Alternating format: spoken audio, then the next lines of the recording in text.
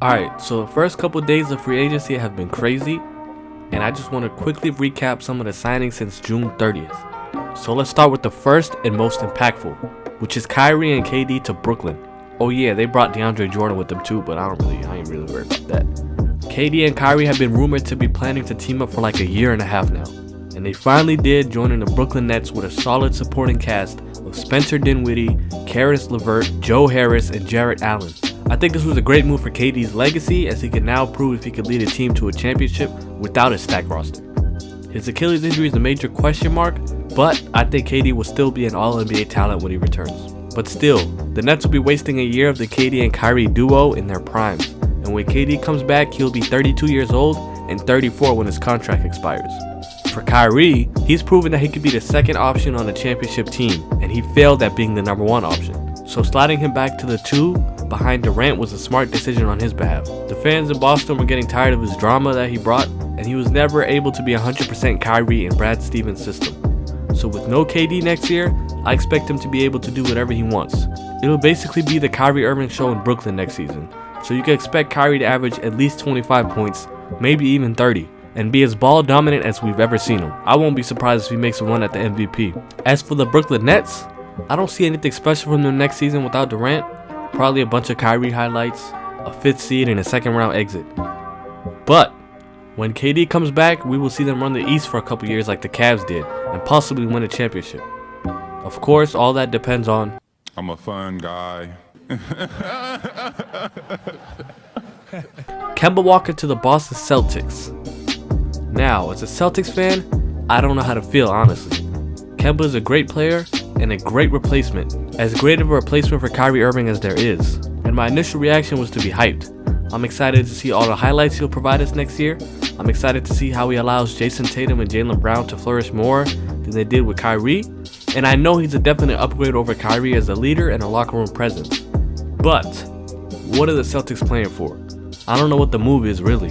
Kemba is 29 going on 30, and during the last year of this contract, he'll be making $38 million at 33 years old. And if there's one thing we know, small guards don't age well. I'd love to see Tatum and Brown more incorporated into the offense, but all in all, Kemba will be a great fit in Boston. He's similar to Kyrie on the court, but the two are polar opposites off the court. Speaking of the Celtics, Al Horford signed a 4-year, $97 million deal with the rival Sixers. I was kind of shook on this one too, because the Philadelphia 76ers are the Celtics' #1 rival in conference. Obviously, they had a playoff series in 2018 that the Celtics won at 5, and that was a large part thanks to Al Horford and his great defense on Joel Embiid. Now, he's in Philly. Kind of like Ray Allen in 2012, but we're not going to really talk about that. Obviously, Al Horford wanted one last big contract before he retires. He's going to be a great fit alongside Joel Embiid, but at the end of the day, Al Horford will be making $29 million when he's 36 years old. So I expect this contract to look really good for the first year, maybe the second year, but in 2 to 3 years, this contract is going to look absolutely terrible. And the Sixers are going to be cap-struck because they signed a 33-year-old to $109 million. As a Celtic fan, yeah, he went to the rival Sixers, but at the end of the day, it's whatever. They just gave themselves a bad contract.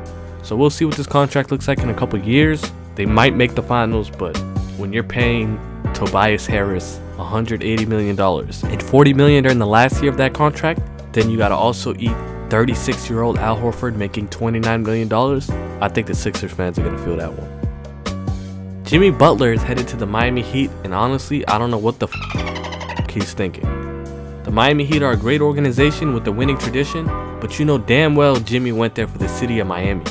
He's been rumored to want to go to Miami for years now due to his relationship with D. Wade, but at the end of the day, I don't think this was a move to bring him closer to winning his first championship at all. Dude probably wanted warm weather, $142 million, and no state income tax in Florida. Shit, I'm with you. I ain't mad at you. Got nothing but love for you. Do your thing, boy. Bojan Bogdanovic to Utah is an underrated move in the landscape of free agency. The Utah Jazz are low-key making moves to put together what I think will be the second best team in the West next year. After trading for Mike Conley last month, they added a great wing that can create his own shot and defend in Bogdanovic. something that they've been lacking since Gordon Hayward left in 2017. They now have a lineup of Mike Conley, Donovan Mitchell, Bojan Bogdanovic, Joe Ingles, and Rudy Gobert, with a solid bench in Jeff Green, Royce O'Neal, and Ed Davis. This is a solid team, bro. Don't be surprised if they have the best record in the West next year. But at the end of the day, I ain't buying no Utah Jazz in the NBA Finals. But you know what they say. Anything's possible. Anything's possible!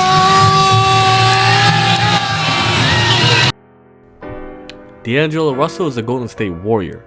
First off, it came out of nowhere. Everybody expected the Warriors to be over now that KD's gone, but these motherfuckers got D'Lo. Now they have a 23-year-old all-star caliber shot-creating combo guard to pair with Steph for this season without Clay and possibly after. Or they can use him as an asset to retool after this season. As much as we hate the Warriors, you gotta give their front office props. When they said they were light years ahead of everybody else, that was 100% facts. But damn, right when I thought the Warriors were done, they go and get D'Lo. Now he's gonna hold him down till Clay gets back, and then they can trade him for whoever they need. Yeah, the Warriors ain't done. As for the rest of free agency, a ton of players secured the bag. Clay got 190 million, Porzingis got 158, Chris Middleton got 178, Jamal Murray and Ben Simmons got 170, and Nikola Mirotic dipped up out of the United States.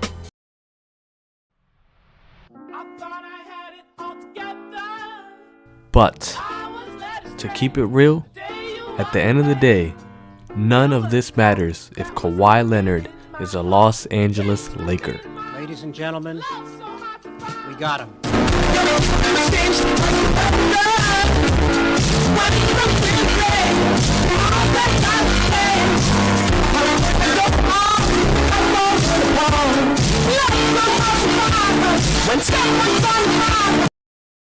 Thanks for watching. Please like and subscribe. I only got like 4 subscribers and I'm trying to get to 100k.